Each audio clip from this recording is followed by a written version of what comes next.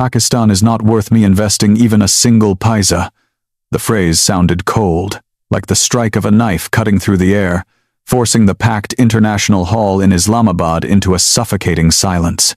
All the camera flashes, which had just been glittering non-stop, instantly died out. Lenses froze mid-motion, as if the photographers themselves had turned to stone in astonishment.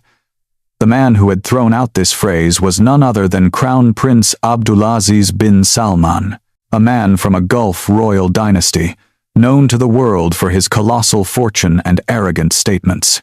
In his late 30s, Abdulaziz had already inherited and was managing a powerful investment fund that had poured billions of dollars into European tech corporations and had once bought an entire logistics company overnight. The Western press called him a hawk of high-stakes deals. But today, he had set foot for the first time on Pakistani soil, which was being touted as a new frontier for global capital, and he was expected to offer at least promises or an honest assessment. Instead of a classic suit like the other investors, Abdulaziz appeared in a long, ivory-white thobe, his head covered with a red and white keffiyeh, held in place by a gleaming black eagle, the canonical style of an Arab crown prince. His steps echoed evenly on the carpeted floor, radiating an authority and coldness that had become his personal brand. And now, from behind the microphones, his deep, husky, and confident voice dropped each word. Not worth, not a single paisa. The entire hall was stunned. In the front row, someone shot up from their seat. The simultaneous interpreters faltered, their eyes expressing confusion. Journalists exchanged glances, their pens hovering over the clean pages of their notepads, and just a few minutes later, Pakistani social media was flooded with dense rows of angry comments under a hashtag that was spreading like a wildfire. The phrase flew with the speed of a hurricane, turning a speech of less than a minute into the day's top news story. In the heavy atmosphere, Abdulaziz remained standing, his hands resting firmly on the wooden podium, his gaze icy. He seemed to be stating an obvious fact, unconcerned that the entire hall was frozen in indignation and disbelief. The hall had not yet recovered from the shock when a strange sound was heard, a low crackling, like a burning wire. At first, only a few heard it. But immediately after, a bright flash lit up the corner of the massive LED screen behind the podium. A thin wisp of gray smoke snaked upwards, as if pushed by an unseen hand. "Short circuit!" one of the technicians shouted in panic. That cry was the spark thrown into a pile of dry hay. Hundreds of people jumped from their seats. Wooden chairs fell with a crash. Someone forcefully pushed a camera stand, making a dull thud. The smoke suddenly became thick, spreading rapidly, the acrid smell of burning plastic filling every breath, and then the fire alarm blared, tearing through the space like a howling wind. People, pushing and shoving, rushed towards the emergency exits. Screams, people calling out names, the chaotic clatter of high heels on the floor. An elderly man fell, knocked down by the crowd. He tried to push himself up on his hands, but the smoke was getting thicker, obscuring even the light from the ceiling lamps. In this chaos, Abdulaziz stood motionless, choking on a cough, his eyes burning from the smoke. Omar, his loyal bodyguard, immediately wrapped his arms around him, protecting him, and dragged him away from the podium. Sarah, his advisor, said in a trembling voice, "We must get out immediately, Your Highness." But the panicking crowd blocked the aisles. The side door on the left was jammed tight with the surging mass of people. The door on the right was hidden in the thick smoke. Abdulaziz tried to take a deep breath, but his lungs burned, and a fit of coughing shook his body. He staggered, his legs suddenly feeling like lead. He bent low, covering his nose, and followed his bodyguard. A strong and clear female voice cut through the surrounding screams. In the murky smoke, a figure darted towards them. A woman in the bright orange uniform of Rescue 1122. In her hand, she held a white cloth, which she had hastily wrapped around the nose and mouth of a little boy who had lost consciousness. After placing the child in a safe spot, she turned and moved quickly towards the crowd. Her bright eyes scanned each panicked face. Man in the black suit, hold that door open. Girl in red, lead the people forward. Don't push. Walk slowly. Stay low. Her voice didn't tremble. Each command was sharp and clear, like a drumbeat. Abdulaziz slumped against the edge of the podium, coughing heavily, his vision blurred by the smoke. He saw someone crouch down beside him. It was the same woman who had just been giving orders.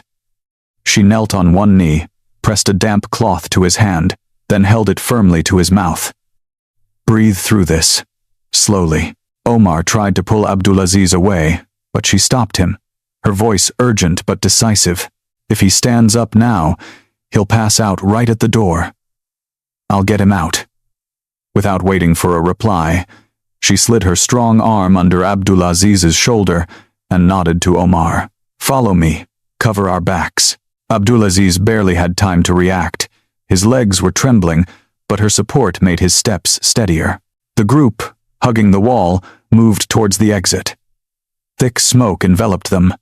The smell of burnt plastic mixed with the scent of metal was nauseating. Behind them, a small explosion occurred. A reddish flash in the smoke made the entire hall scream in unison. Abdulaziz felt his heart clench. But the woman's voice sounded again, right by his ear, firm as steel. Keep moving. Don't stop. Breathe slowly. The emergency exit door flew open, and a cold draft of air from the corridor rushed in like a knife, cutting away the smell of smoke. Abdulaziz was led outside, the back of his shirt soaked with sweat. The woman sat him down on the steps, quickly checked his pupils, and only then turned to rescue others. It was only when her hand left his shoulder that Abdulaziz realized he had just been pulled from the inferno between life and death by a Pakistani, someone he had insulted with a contemptuous phrase just minutes ago. He lifted his head, following her small but determined figure, his heart pounding, and his own cold words from moments before echoed in his mind. Pakistan is not worth me investing even a single paisa. Now, in the very place he had just scorned, a hand had saved him without asking who he was. The alarm siren fell silent, leaving only the sound of footsteps and snippets of conversation. The luxurious hotel lobby had been turned into a makeshift rescue station. Armchairs and sofas were pushed aside to seat those who had inhaled smoke. A cocktail table, covered with a white cloth, now held oxygen tanks. On the reception desk, bottles of water and damp towels were piled high. The suits and evening gowns, which had been sparkling just a short while ago, were now covered in a layer of soot. Abdulaziz leaned against a marble pillar, the damp cloth still covering his mouth. Each breath burned his lungs as if he had inhaled sand. Omar stood before him, his eyes scanning the corridor. Sarah, the public relations advisor, turned on her phone, the screen flashing with fresh news. Headlines blazed. Prince Abdulaziz's scandalous speech in Islamabad. Below were angry comments, filled with easily understood words. Disdain.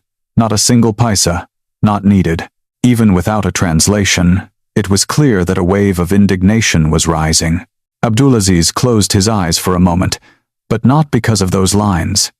What he saw most clearly was the hand that had gripped his shoulder in the thick smoke, and the determined female voice in his ear. Keep moving. Breathe slowly. For the first time in many years, he was being led, not leading. He was obeying, not commanding. A strange feeling, both disorienting and relieving. He removed the cloth and looked at his clean fingers, his neatly trimmed nails. The black, shiny signet ring on his finger trembled slightly. An indescribable feeling crept into his chest, not quite fear, not quite shame, just the realization that the confidence he had on the podium was gone. Your Highness, are you all right? Omar leaned in, his voice as taut as a string. Abdulaziz gave a short nod. I'm fine, but he knew himself that the answer was empty. On the other side of the lobby, the woman in the Rescue 1122 uniform appeared in his line of sight again. She was kneeling, bandaging the wrist of a hotel employee who had been injured. Her hair was wet and stuck to her neck in strands. Gray smudges stained her jacket. She didn't look at anyone for more than a second, didn't speak a single unnecessary word. After finishing with one person, she moved on to the next. She was like a stream of water, flowing precisely to where the fire was. "Who is she?" Abdulaziz asked quietly. Omar quickly glanced at an employee. "They say she's a Rescue 1122 paramedic named Fatima." Sarah came closer. "If we meet with her now, we could soften the story." One photo. A couple of lines. Abdulaziz turned to her, and his cold gaze silenced Sarah. "I don't need a story. I want to see her." He pushed himself up. His body was still weak, but an invisible force pulled him forward. With each step, his long thobe lightly brushed the floor, leaving a thin trail of soot. Fatima, having finished the bandaging, looked up, and their eyes met. She gave a slight nod, the way people who are too busy for formalities greet each other. "Are you breathing easier?" The question was short and to the point. Abdulaziz was momentarily at a loss. His whole life, he had been asked about contracts, profits, agreements. Rarely did anyone ask how he was breathing. "Better, thank you." She just hummed in response and turned to comfort an elderly woman with trembling hands. Not a single extra word, not one polite smile. It seemed that for her, gratitude was something others kept in their hearts, not put on display. A hotel employee ran up. "There are a few more people on the first floor coughing badly. They need hands at the field hospital." "Doctor!" Fatima immediately stood up, grabbing her medical kit. She cast a brief glance at Abdulaziz, her voice even. "If you can walk, follow me. You'll see something more than smoke and spotlights there." There was no irony. But Abdulaziz heard a knock on the door in her words. He nodded, a movement so slight that Omar didn't have time to object. "I'm coming." Sarah froze. "Your Highness, are you sure?" Her gaze quickly flickered to the cameras of a few reporters loitering nearby. This was a risky media scenario. "I'm sure," Abdulaziz replied and turned to Omar. "You'll come with me." The three of them followed Fatima towards the exit. Outside, a light drizzle had begun to fall, washing the smell of smoke from their clothes. A small ambulance was already waiting, its lights pulsing like a runner's heart. The ambulance door opened, and the smell of antiseptic, mixed with the scent of new plastic, hit him. Fatima motioned for them to get in. The seats were hard and cramped. Inside, there were already two people, a stagehand with a gray face and a middle-aged woman clutching her chest and coughing. Fatima gave the woman an inhaler. Her finger tapped lightly on the canister. "Breathe deeply." For the other, she placed a small pillow under his head, straightened his neck, and checked his pupils with her phone's flashlight. "It's all right. Don't try to speak." The vehicle shuddered and started moving, the wail of its siren carving a narrow path through the city streets. Islamabad floated by behind the murky glass. Low rooftops, dimly lit signs, a few people in thin raincoats hurrying about their business. With each passing frame, Abdulaziz saw something he hadn't paid attention to in a long time, a life that didn't need him. Fatima tied her hair back in a bun and turned to Abdulaziz. "Have you had asthma or any allergies to smoke?" "No. You'll be coughing tonight. Drink warm water, not cold. If the chest pain continues, go to an emergency room. Understood?" Abdulaziz managed a faint smile, a short, ironic one. He couldn't remember the last time someone had advised him to drink warm water. Understood. Omar, sitting opposite, maintained a guarded expression. He tilted his head slightly. "We can move to another hotel, Your Highness, for security and image." Abdulaziz didn't answer right away. He looked at the middle-aged woman who had stopped coughing, her hand, which had been gripping the handrail tightly, gradually relaxing. He looked at Fatima, who was jotting down some numbers on a crumpled piece of paper. Her handwriting was small and neat. She wasn't looking at him anymore. To her, he was just one of many. The ambulance turned through iron gates and entered the courtyard of a 2-story building with brightly lit windows. A temporary sign read, "Field Medical Station." Outside, a few volunteers were handing out water and thin blankets. Inside, rows of cots were set up, pulse oximeters beeped, and the smell of antiseptic mixed with the scent of rain blowing in through the open door. No one looked up when Abdulaziz walked in. They were busy.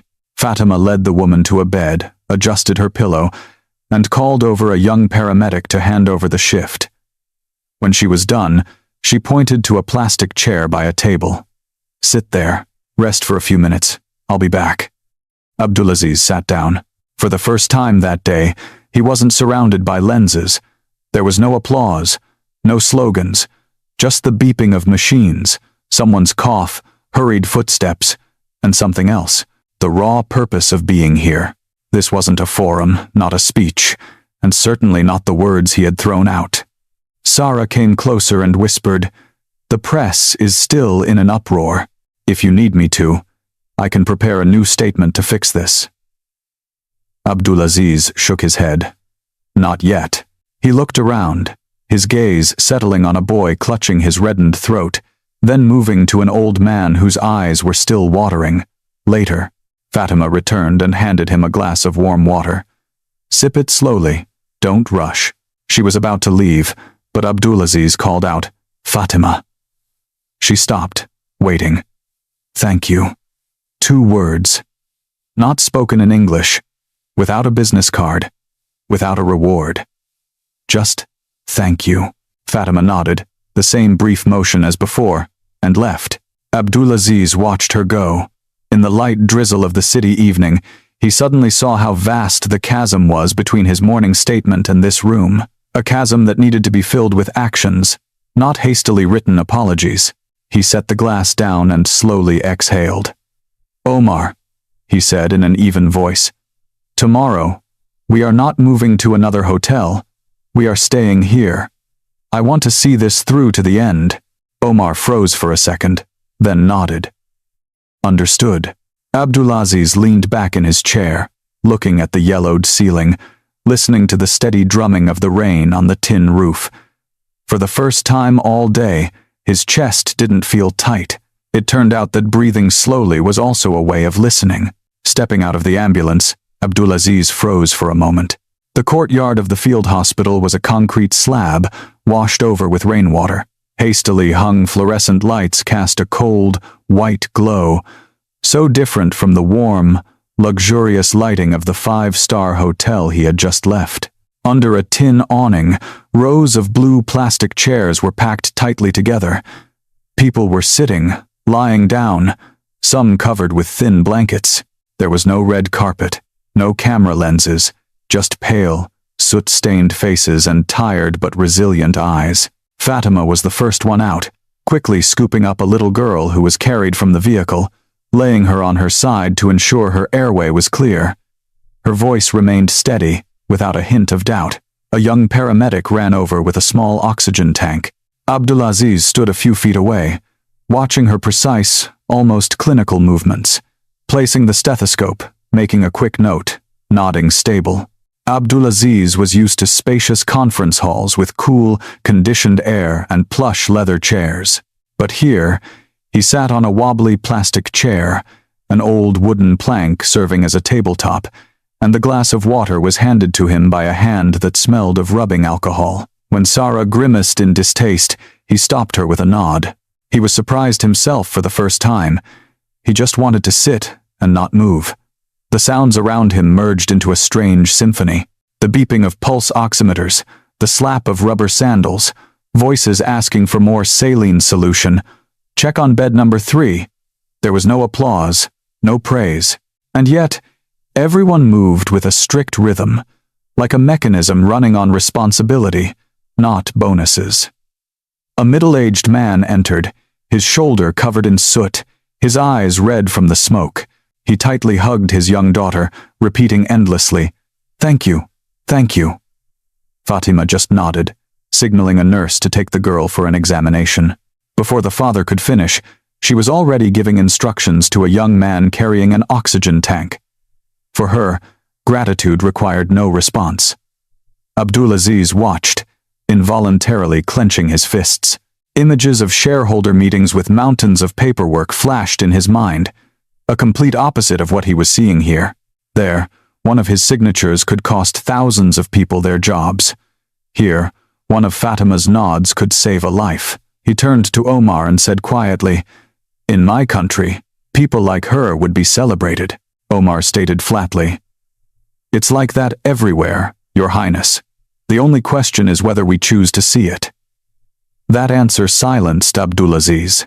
He looked at Sarah, but she was busy, covering the lens of a reporter who had poked his head through the door. No filming now, she said, trying to control the image, but Abdulaziz suddenly realized that was no longer necessary. Fatima walked past, noticing that Abdulaziz was still sitting motionless. Are you feeling better? I'm fine. Then come with me. Where? To the storeroom. Abdulaziz stood up, slower than usual.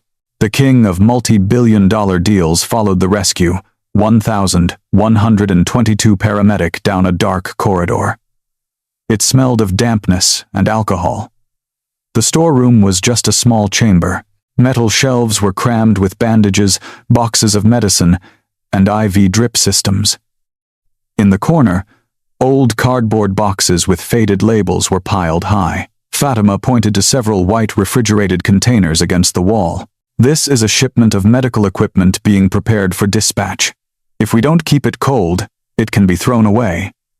Abdulaziz walked over and placed his hand on the lid of a container. It was cool, but not cold enough. The temperature gauge was blinking, warning that it would soon exceed the safe threshold. He frowned. In the medical contracts he had read, there were only numbers and conditions. He had never thought he would see with his own eyes how equipment could be ruined in just a few hours without proper cold storage. This hospital doesn't have a specialized warehouse. We're using a temporary one. We need to find a way to move this immediately, Fatima explained briefly, her eyes fixed on a data chart on the wall. A question formed in Abdulaziz's mind. What if I invest money? But he swallowed it. Now was not the time. The fluorescent lamp flickered, casting a long shadow of Fatima on the wall, a small but resolute figure. Abdulaziz suddenly thought that on stage, he had been the center of attention, with all eyes on him. But here, among rusty metal shelves, she was the center. Sarah whispered quietly, Your Highness, you don't need to stay here long. We can go back to another hotel. Prepare for a press conference. Abdulaziz shook his head. Not yet. His voice was firm, not in his usual way. Omar looked at him, frowning slightly, but said nothing. A young employee ran in. Dr. Fatima, a call from the transport department, they informed. The rest of the sentence was lost in the noise, but Fatima's tense expression told Abdulaziz the news was bad. Fatima exhaled and looked at Abdulaziz. The refrigerated transport company has officially refused. This shipment might have to be written off. The scene in Abdulaziz's mind collapsed another level. He had just seen with his own eyes something that could save hundreds of people, and it could become a pile of useless cold metal because of one decision to give up. He looked at Fatima. For the first time, his voice softened. What are you going to do? Fatima replied curtly. Find another way. That short answer made Abdulaziz's heart beat faster, because he knew that find another way meant she would not accept defeat. And he suddenly realized that perhaps he shouldn't leave right now either. An old, rattling van roared, its headlights cutting through the damp night fog. Abdulaziz sat in the back. His thobe, stained with soot from the fire, was now also soaked with the smell of gasoline. Next to him, boxes of medical equipment were packed tightly, and several boxes of warm clothing were securely tied down with ropes.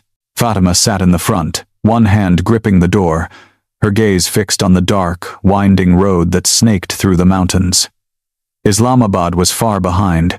The road was taking them deeper into the countryside. Abdulaziz had never seen such a dense darkness, not the dim haze under streetlights, but a thick, viscous gloom that was only sliced into pieces by the van's headlights. The mountain wind seeped through the cracks in the door, carrying the scent of damp earth and wood smoke, which crept under his keffiyeh. The van stopped in a small village nestled on a hillside. Low, mud-brick houses with tin roofs. A dim yellow light seeped through the cracks in the windows. The barking of dogs, children's voices drifting through the quiet night. Abdulaziz stepped out, his feet sinking into mud that clung to the hem of his clothes. He frowned but didn't complain. Fatima commanded loudly, Bring the equipment into the community hall. She rolled up her own sleeves, lifted a heavy refrigerated container, and walked confidently through the mud. Villagers in old, worn jackets came out to help. This scene was unfamiliar to Abdulaziz. No contracts, no payment, just rolled-up sleeves and bright eyes in the night. Inside the wooden community hall, kerosene lanterns were hung high. A long line of children stood waiting, their eyes wide, hugging each other. A stooped old woman offered Fatima a cup of hot, steaming chai in trembling hands. "Doctor, drink this. Warm yourself." Fatima smiled, took a sip, and leaned down to give the first child an injection. Abdulaziz stood nearby, watching the needle glint in the lantern light. The child's small hand tremble, the cry that escaped. But Fatima's soothing voice said, "It's all right. It's all right. It's all done." The child, surprised, fell silent after receiving a small biscuit from her pocket. An old man sat by the stove, wrapped in a patched woolen shawl, his cloudy eyes watching Abdulaziz intently. "A foreigner, are you?" he asked in broken Urdu.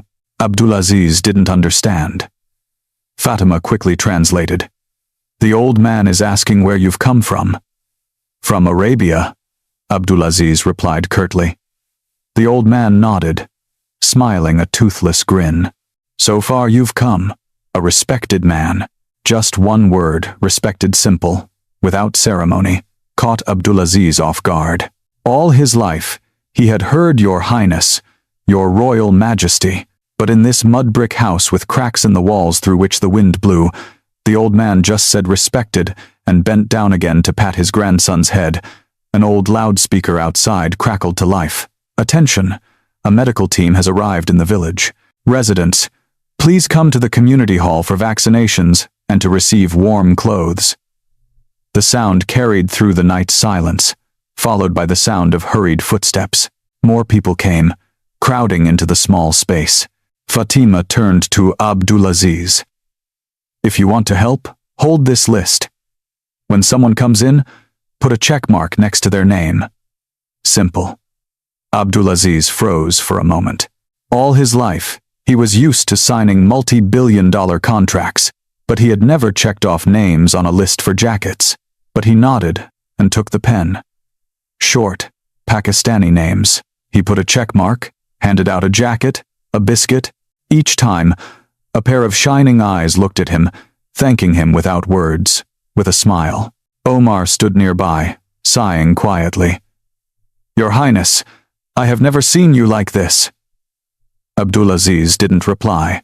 He was busy watching a little girl who, hugging her new warm jacket, skipped out the door. The blue jacket was too big for her, but her eyes were shining. Outside, a light drizzle was falling.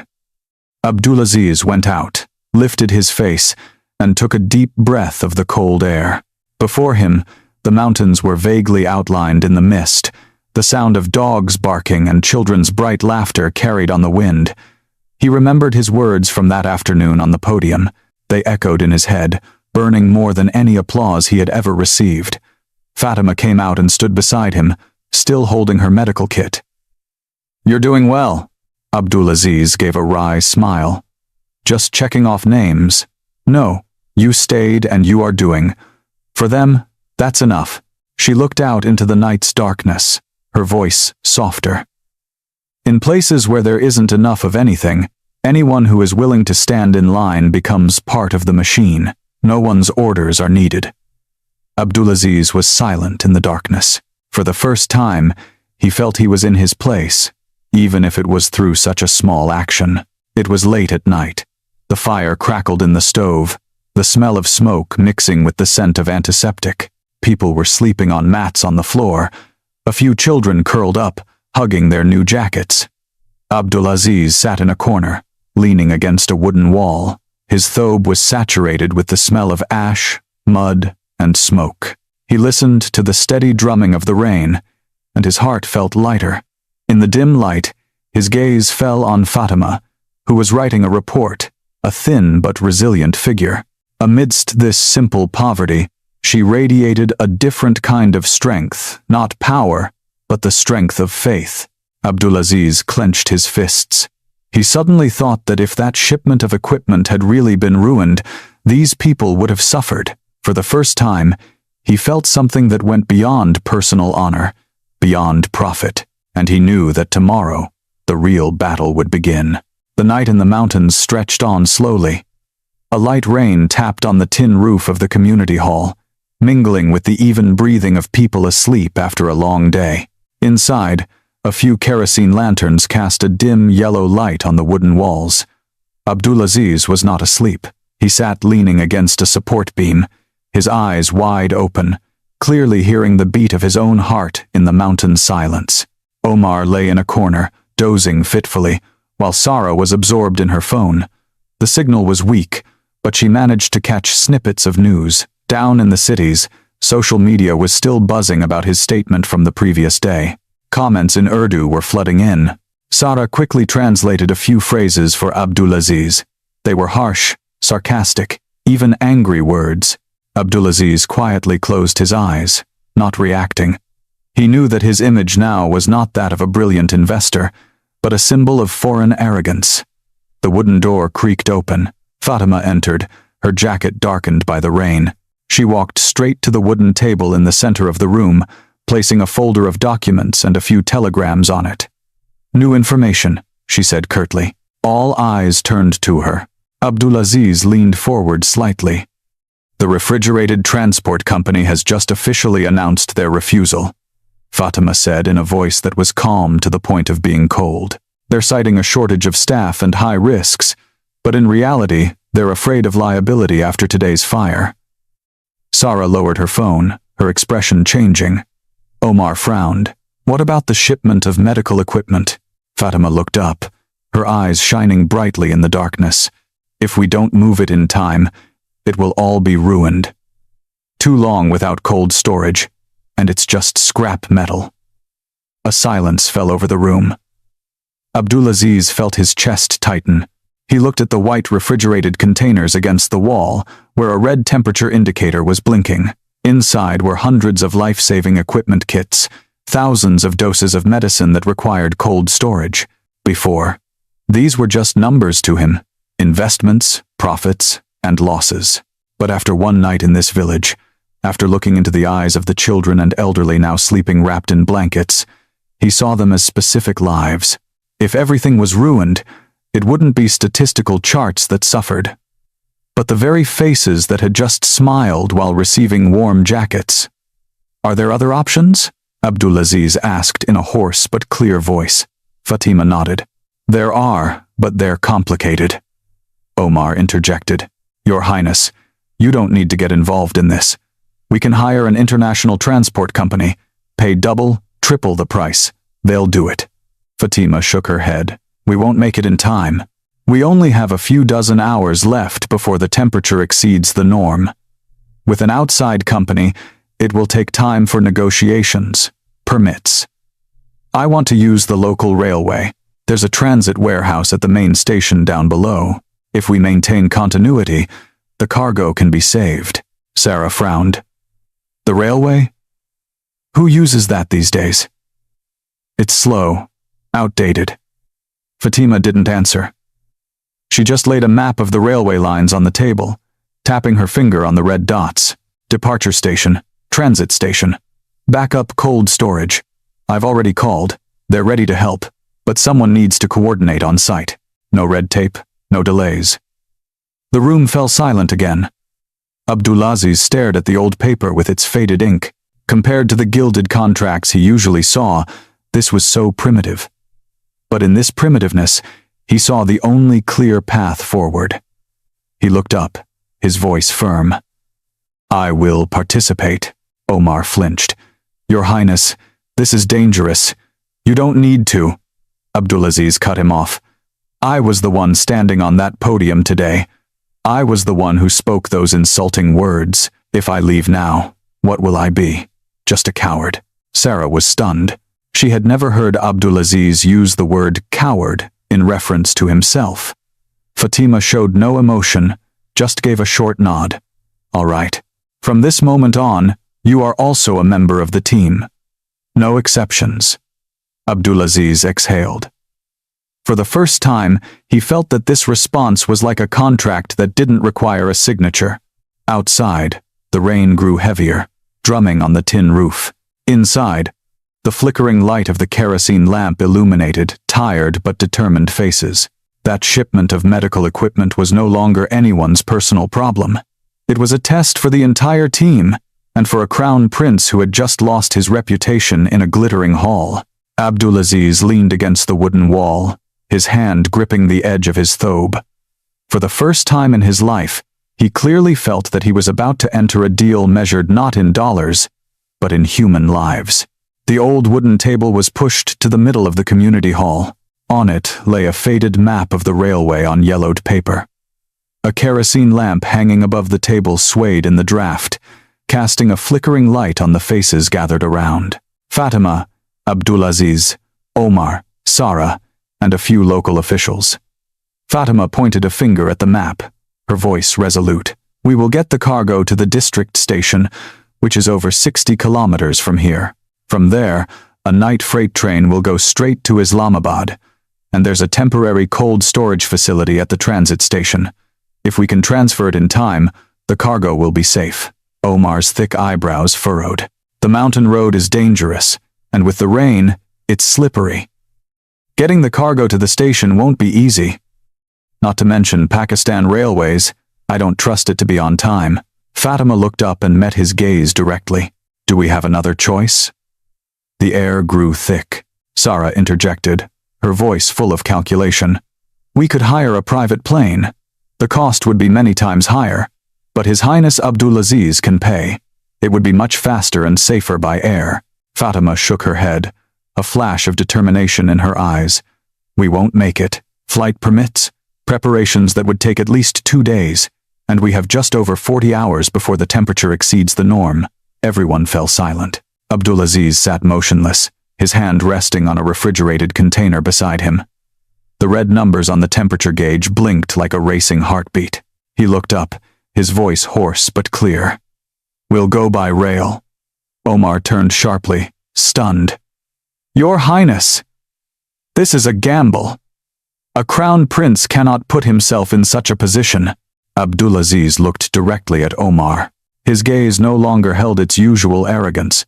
Something else shone within it. "Have you forgotten? I put myself in this position when I stood on that podium and spoke words of contempt. If I leave now, what will be left but the image of a runaway?" Omar was speechless.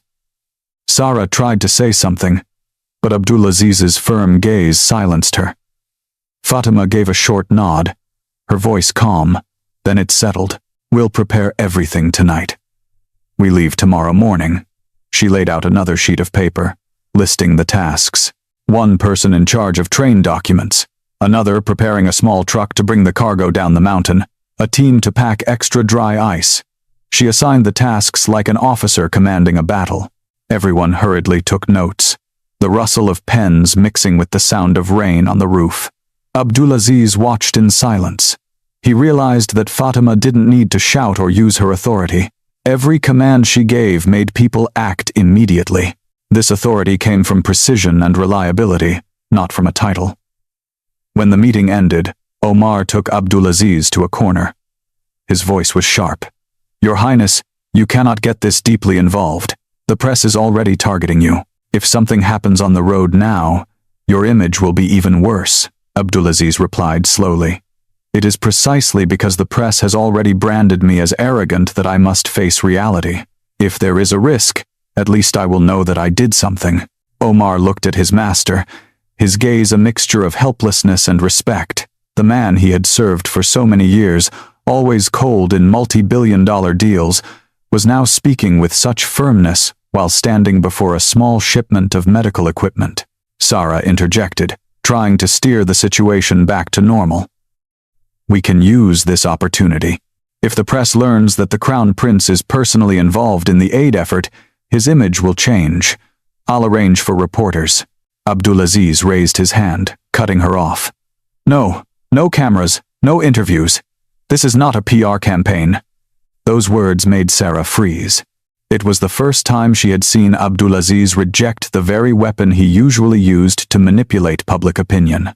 That night, while everyone else slept, Abdulaziz still sat by the containers, his gaze fixed on the blinking numbers. He thought of the hundreds of eyes in the village, of Fatima's calm voice.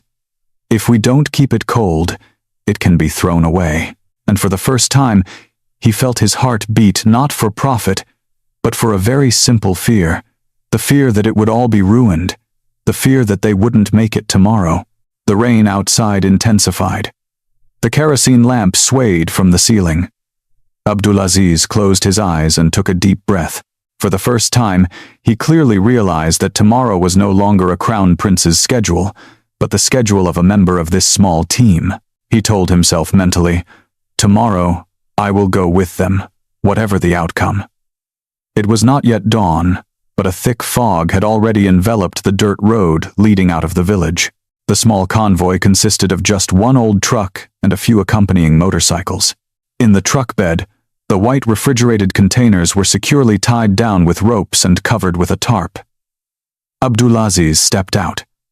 His white thobe had been replaced by a thick gray jacket given to him by the locals. His keffiyeh, soaked with smoke, was now tied more neatly so as not to get in the way. Fatima stood in front of the truck's cabin, her gaze scanning every person, every rope, every lock. "We only have one chance. If even one container falls, it's over," she said. Her voice was brief, but it was enough to make everyone tighten their grip on the straps. Abdulaziz walked over and placed his hand on the icy side of a container. He took a deep breath. His hands, accustomed to signing multi-billion-dollar contracts, now gripped a rope tightly, checking every knot. Omar frowned, but didn't stop him. Perhaps he too understood that his master was no longer the same person. The truck started moving. The road twisted and turned, with a sheer cliff on one side and a bottomless gorge on the other. The fog obscured visibility. The truck's wheels churned through the slippery mud, sliding slightly before finding traction again. Abdulaziz sat in the truck bed, his eyes fixed on the containers. Every time the truck jolted, his heart skipped a beat. Fatima sat next to the driver, constantly reminding him, "Low gear, slower on the turn, keep to the left." Her voice was decisive, leaving no room for fear. Halfway down, a large, water-filled pothole blocked the road. The truck braked, its rear wheels sinking deep into the mud.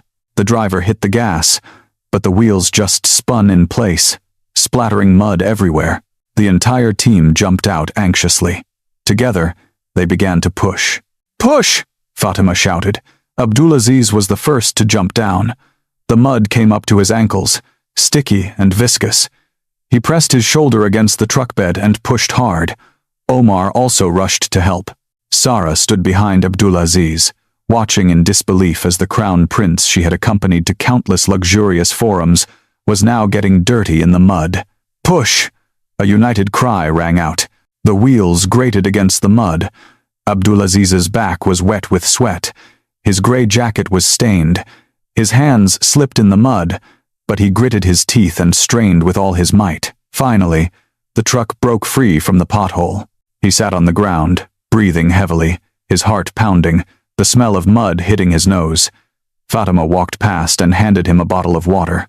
"Good work." Her voice was not flattery, but a statement of fact. Abdulaziz nodded, took a sip, and felt the hot water burn his throat. The convoy moved on. The descent became steeper and more slippery. The fog was as thick as a curtain. At every turn, everyone held their breath. Once, the truck tilted so sharply, it seemed it would tip over. Abdulaziz held on tightly to a rope, looking into the cloud-filled gorge. For the first time, he felt so clearly the fragility of what he was protecting. Halfway down, the convoy stopped at a small wooden shack. The owner was a gray-haired old woman. She brought out a pot of boiling water and a few dented aluminum mugs. "Drink, warm yourselves," she said, looking at each of them with hospitality. Abdulaziz took a mug. It wasn't expensive coffee, not imported liquor, just a weak ginger chai, but it felt unusually warm in his throat. Fatima used the moment to call the district station. Her voice was resolute. "We're coming down. Keep the cold storage ready. The night freight train must depart on time." After hanging up, she turned. "We have 6 hours to get to the station. If we're late, it's all lost." Abdulaziz squeezed the mug in his hand, listening to the wind howl in the gorge. 6 hours. Measured by every jolt, every meter of the slippery road, the convoy started moving again. The sky began to lighten. Weak rays of sun pierced through the fog, revealing a distant valley, terraced fields flooded with rainwater, and slowly plodding oxen. Abdulaziz looked at this landscape, and his heart felt lighter. But he immediately looked back at the blinking red numbers on the container. 3.1 degrees Celsius. If it rose to 4, everything would be in danger. Fatima turned around, and their eyes met. "Don't take your eyes off it. You have to let me know as soon as the numbers change." Abdulaziz nodded. For the first time in his life, he had been given a task that was measured not in money, but in lives. The truck shuddered again, the engine roaring. Abdulaziz sat next to the container, his gaze fixed on the small red screen. He could feel his heart beating in time with those numbers. Every second that passed, every meter overcome.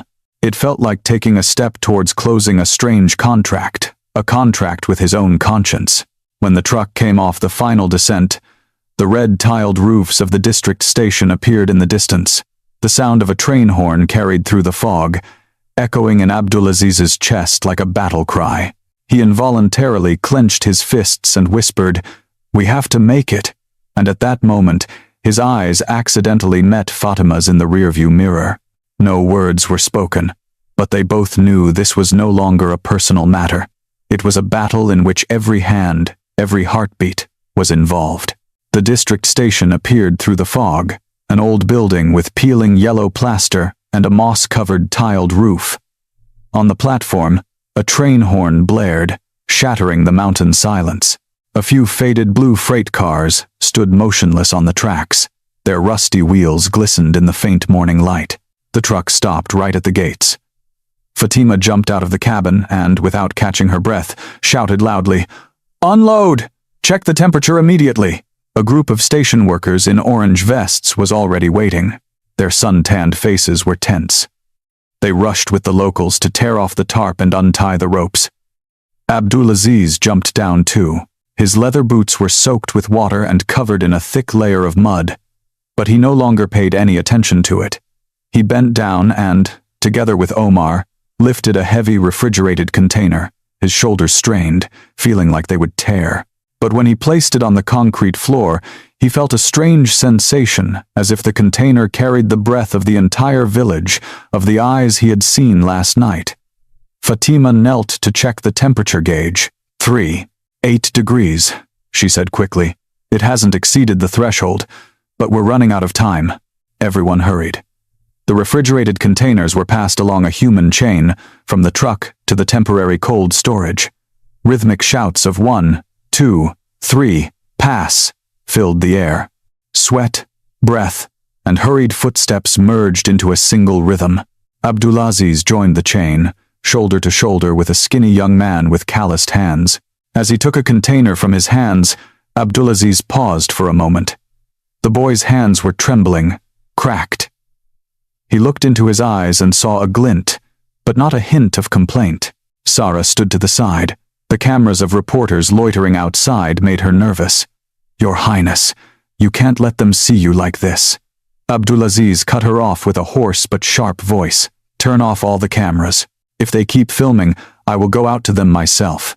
It was the first time Sarah had seen her master completely reject the power of the media. They moved 10 containers, 15.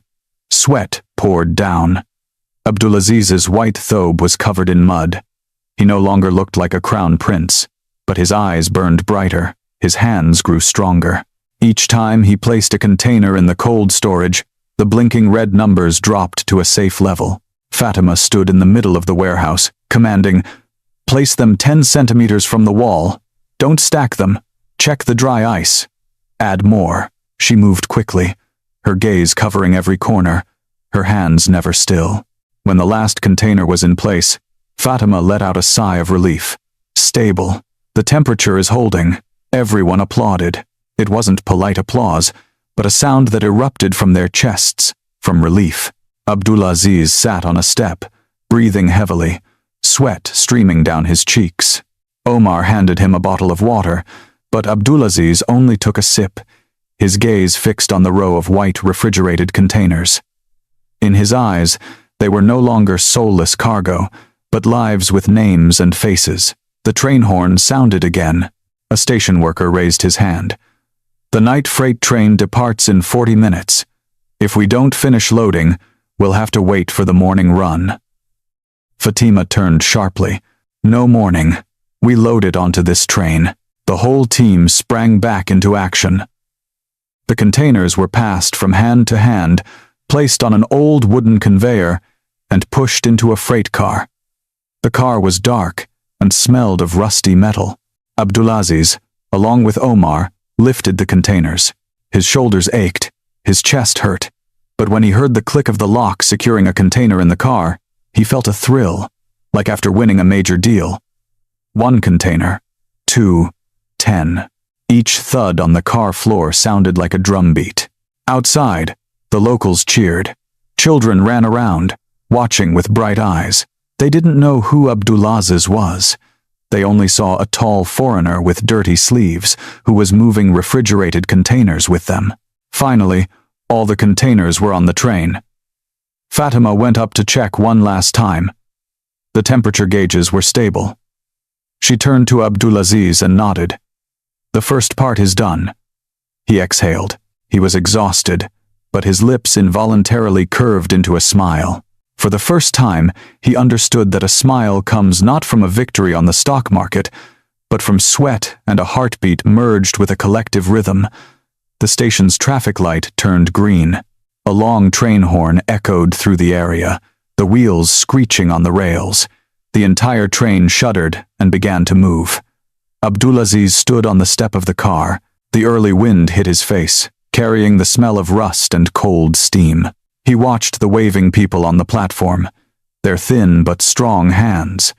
Fatima came and stood beside him, holding onto the iron railing, her gaze fixed on the tracks stretching ahead.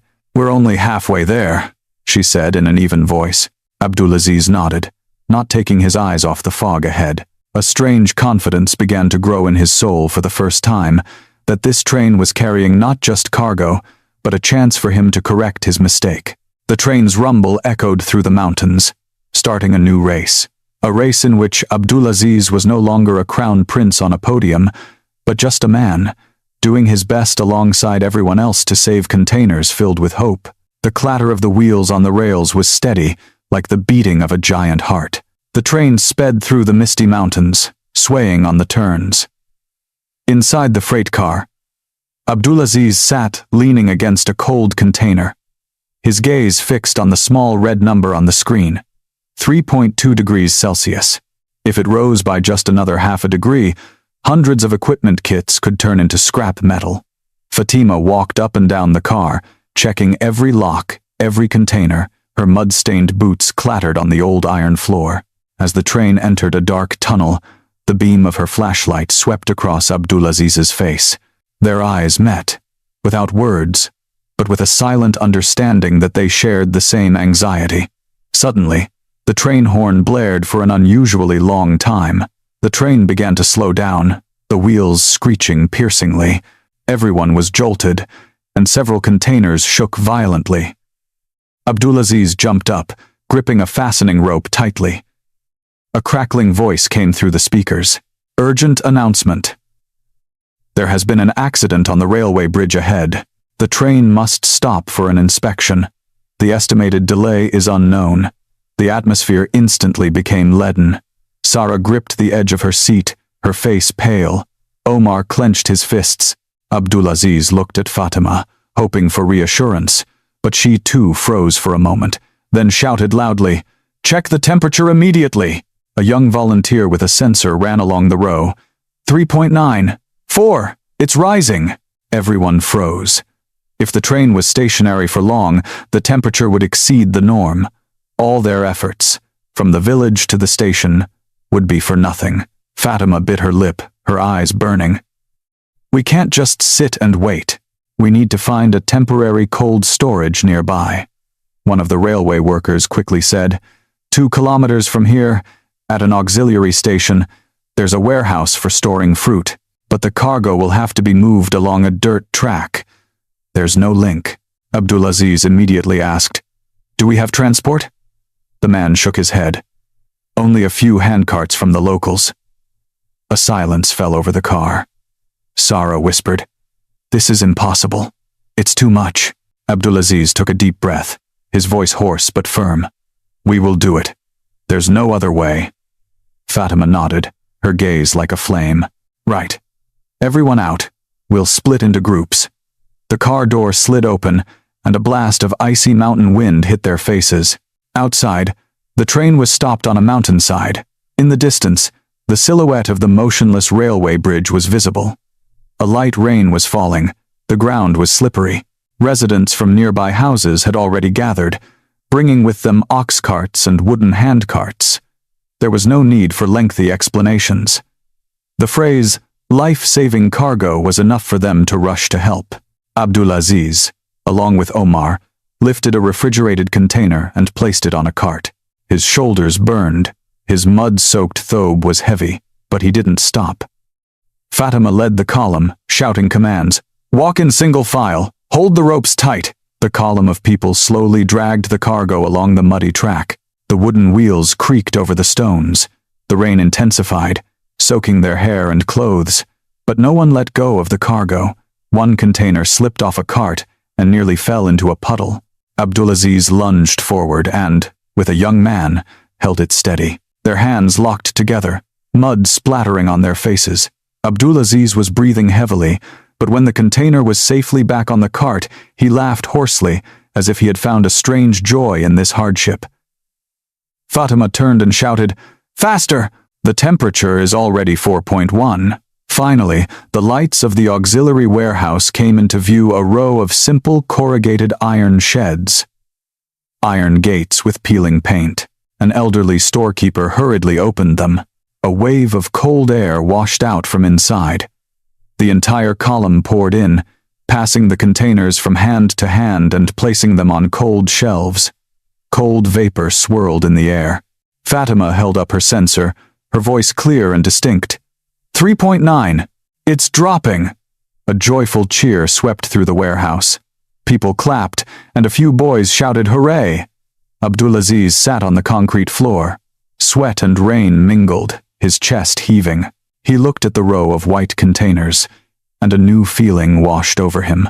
A victory that belonged not to him alone, but to all the hands that had just dragged the cargo through this dead patch of track. Omar sat down beside him. His voice was still tense, but his eyes held a new respect. I have never seen you like this, Your Highness. Abdulaziz sighed quietly. I have never seen myself like this either. Fatima walked past, soaked to the bone, her hair stuck to her forehead. She stopped for a moment and looked at Abdulaziz. You did it. But it's not over. When the train starts moving, we'll have to continue. Abdulaziz nodded. A new resolve shone in his eyes. He knew that this journey had gone far beyond simple transportation.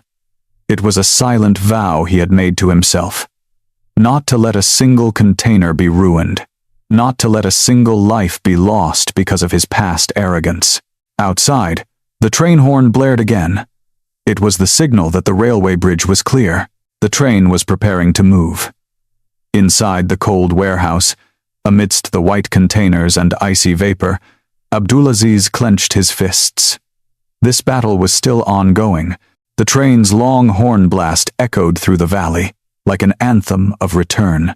After nearly 2 hours of tense waiting while the bridge was repaired, the train finally started moving again. In the temporary cold storage, the entire team hastily loaded the containers back onto the carts to get them to the train car. Sweat had no time to dry before the rain lashed down again, but this time, no one complained.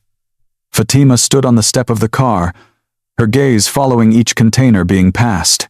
Fast, but steady. Line them up, secure the ropes. Her clear voice rose above the sound of the rain. Abdulaziz, along with Omar, carried a heavy container.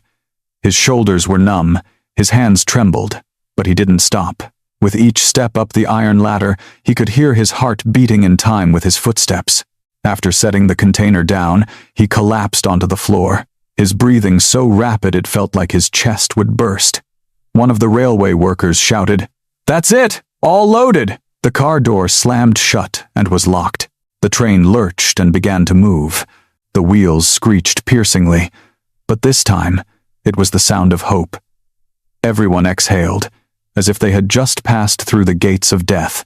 In the cramped car, people sank to the cold iron floor, leaning against the walls and breathing heavily.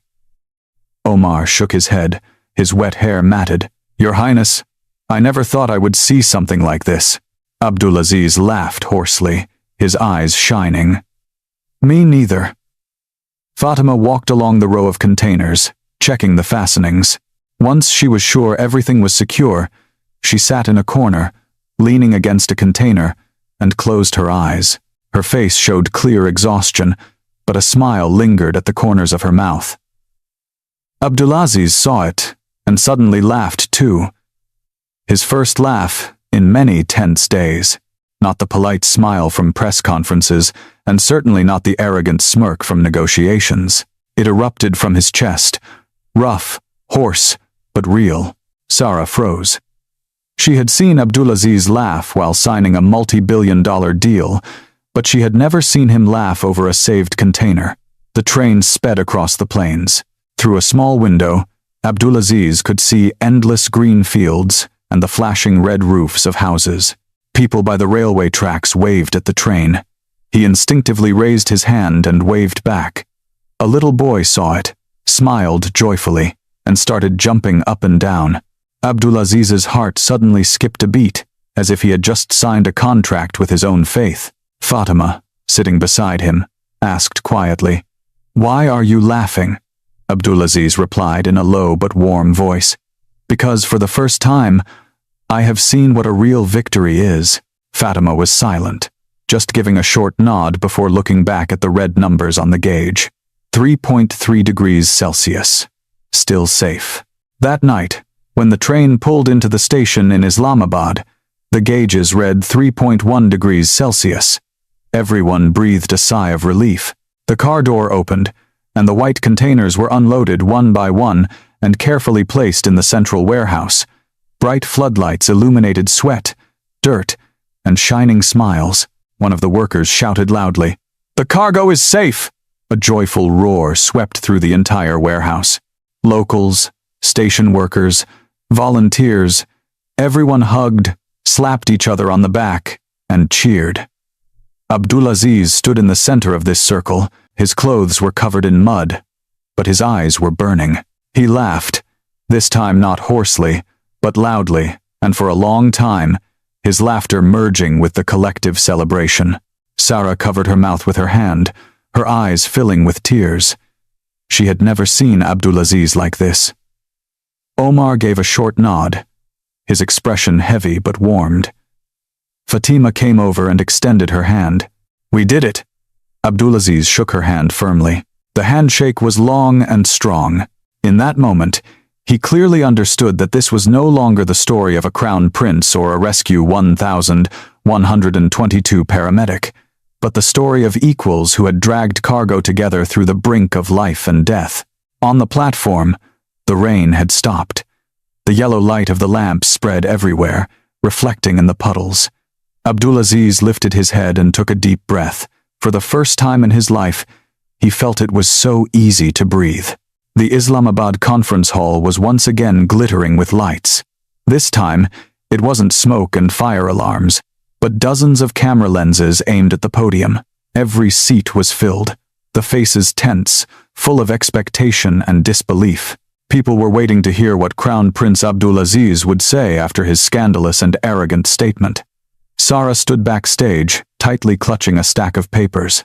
The pre-written press release with apologies was polished with diplomatic language, but Abdulaziz only glanced at it and didn't take it. He walked out to the podium, looking completely different from a few days ago.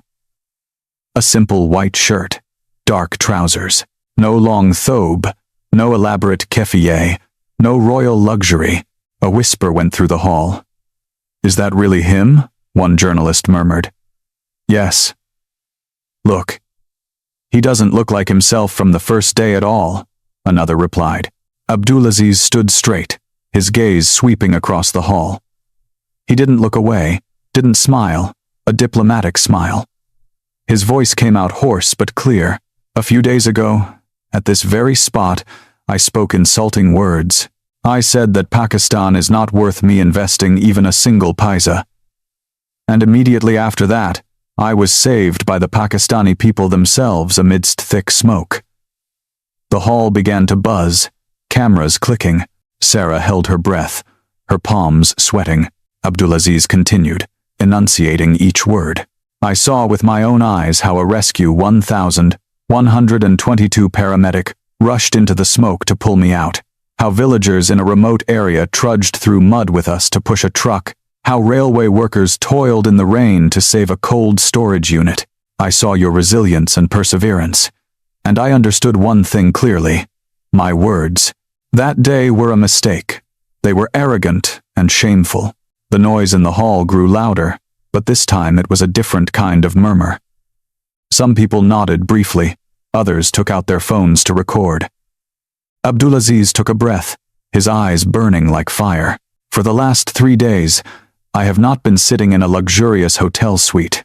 I was at a field hospital. I was in a remote village. I stood on a cold platform, carrying containers. And I realized that value is not measured in dollars, but in lives saved. Pakistan taught me the most valuable lesson, a lesson of faith and responsibility. Applause started from the back rows and gradually spread throughout the hall. Abdulaziz raised his hand, calling for silence, and added sincerely, "Today, I apologize. Not a pre-written apology, but the apology of a man whom you saved and gave a chance to understand. I was wrong." For a few seconds, there was silence, and then it erupted. The entire hall applauded. The applause was united, not scattered. Many tense faces relaxed.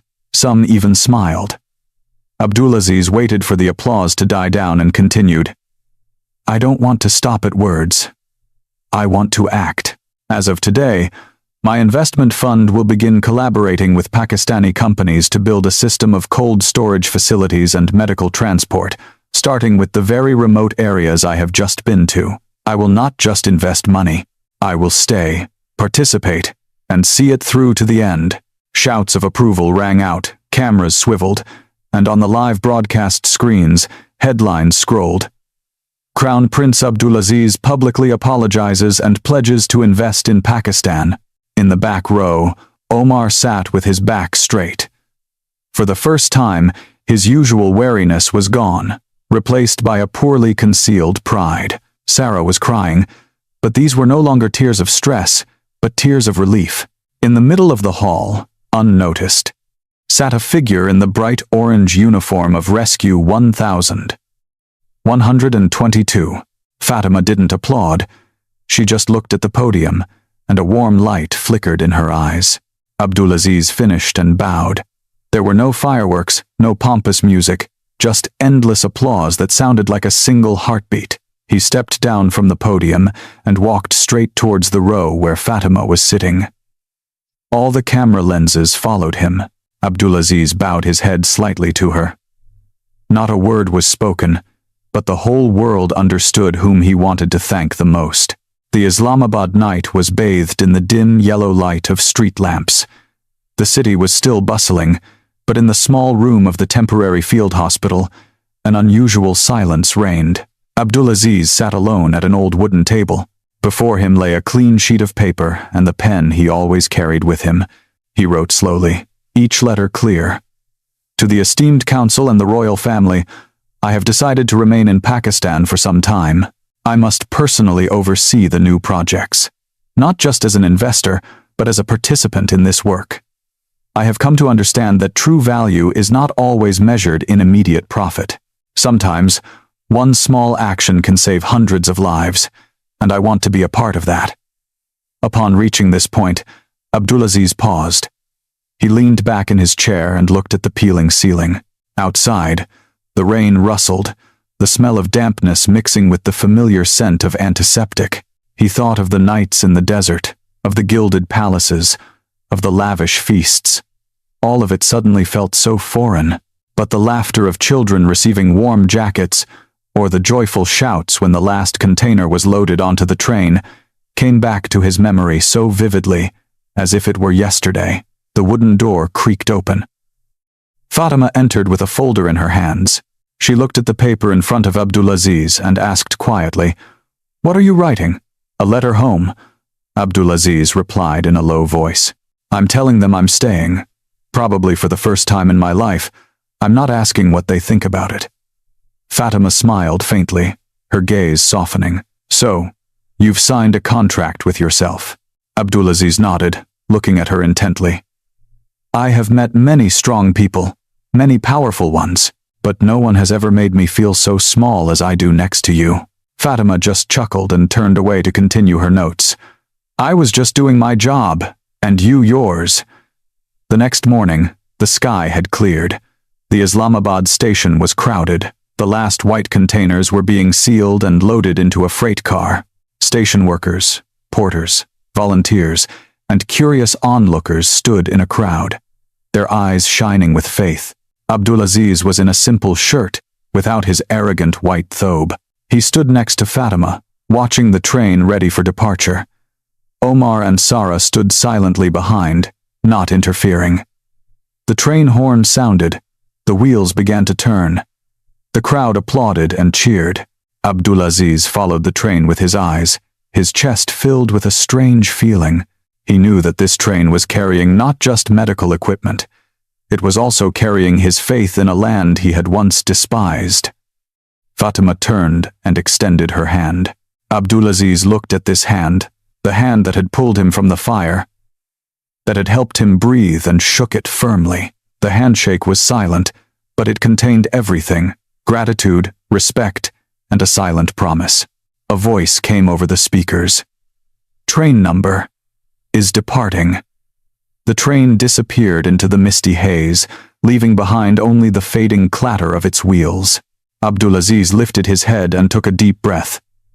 This time, there was no smell of smoke, no suffocation, only the clean air of a new morning and a firm resolve in his heart. He whispered, almost to himself, "In this place, when you fall, there will always be a hand to lift you up, without asking who you are, just to save you." Fatima heard him but didn't reply.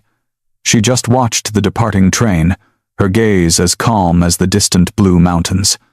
Abdulaziz kept the folded letter in his pocket. He knew there would be many challenges ahead, but for the first time in his life, he wasn't afraid. At this noisy station, among ordinary people, the crown prince from a distant desert smiled a genuine smile, not for fame, not for a contract, but because he had found something greater than all of that faith in the Pakistani soul. On his last day in Islamabad, the sky after the rain was clear. An old blue truck drove slowly along a small road leading out of the city. In the truck bed were several new, carefully packed boxes of medical equipment and medicines, destined for the mountain regions further on. People on both sides of the road looked up and waved as the medical team drove past. Children ran alongside, shouting, their hair flying in the wind. Abdulaziz stood on the side of the road in a simple white shirt, his hands in his pockets, watching them go. Omar, like a shadow, stood beside him, but his posture was no longer tense. Sarah held her phone, but she wasn't filming, just watching with a slight smile. In the back of the truck, among her colleagues, sat Fatima. Her bright orange uniform was worn, her hair neatly tied back. She didn't look in Abdulaziz's direction. She just leaned over to check a list and instructed a young paramedic in a steady voice, "When we get to the village, distribute everything precisely. Don't make anyone wait too long." When the truck disappeared from view, Abdulaziz walked up the steps of the old station where he was waiting. In his hands was a preliminary agreement, just signed with the owner of a medical equipment factory for the first cold storage project in Pakistan. A simple piece of paper, without frills, but for him, it held the value of a new chapter. He lifted his head. The wind rustled his still damp hair. His first words echoed in his memory again. Pakistan is not worth me investing even a single paisa, but now they sounded only like a shameful stain, a reminder that arrogance had once nearly pushed him into an abyss. A horn sounded again. Another freight train was departing. At the sound, Abdulaziz involuntarily clenched his fists. "Through the noise," he said quietly, so that only Omar and Sarah could hear. "Tomorrow, I will go with them, not as a guest anymore, but as a teammate."